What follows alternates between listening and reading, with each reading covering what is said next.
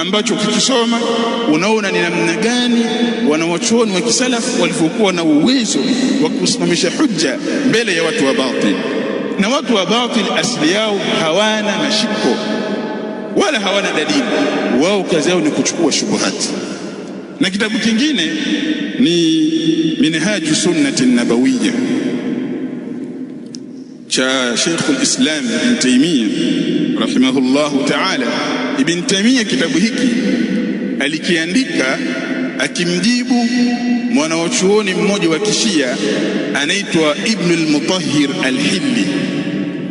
Ibn al-Mutahhir al-Hilli aliandika kitabu kinachoitwa Minhajul Karama fi ithbati al-imama, akaweka hujja ndani ya kitabu chake kile kuthibitisha uimamu wa maimamu 12 wa Kishia. Sheikhul Islam Ibn Taymiyyah rahimahullahu ta'ala alivyoletewa kile kitabu akakiona, yeye akaandika Minhaju Sunna ambayo ipo katika juzuu 8. Akikijibu kitabu hiki, miongoni mwa uslubu ambao Ibn Taymiyyah ameutumia ni uslubu wa kuleta challenge.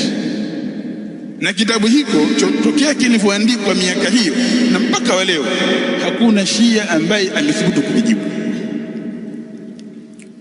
Na katika faida nyingine inayopatikana kwenye kitabu hiki Minhaju Sunna ni uslubu wa ilzamat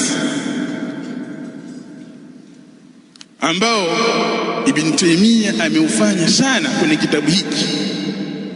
Sitaki kukunjuka sana kuelezea masuala ya ilzamati ni nini na katika upande wa mijadala ilzamati na kuwaje, lakini almuhimu ya kwamba ukipata vitabu hivi na vitabu vingine vya wanawachuoni, hii Al-Haida ya Abdul Aziz Al-Kinani, hii Minhaju Sunna na vitabu vingine vya wanawachuoni, utaona ya kwamba uslubu wa kuleta maswali ambayo ni maswali mazito kuwapelekea watu wa batil na kuwafanyia ilzamati katika baadhi ya mambo ni katika mambo ambayo yamepelekea kwa kiasi kikubwa sana kuinyanyua haki na kuiporomosha bid'a.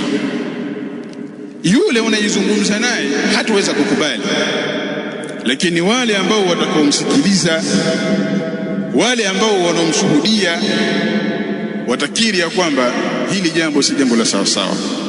Aqulu qawli hadha wa billahi tawfiq.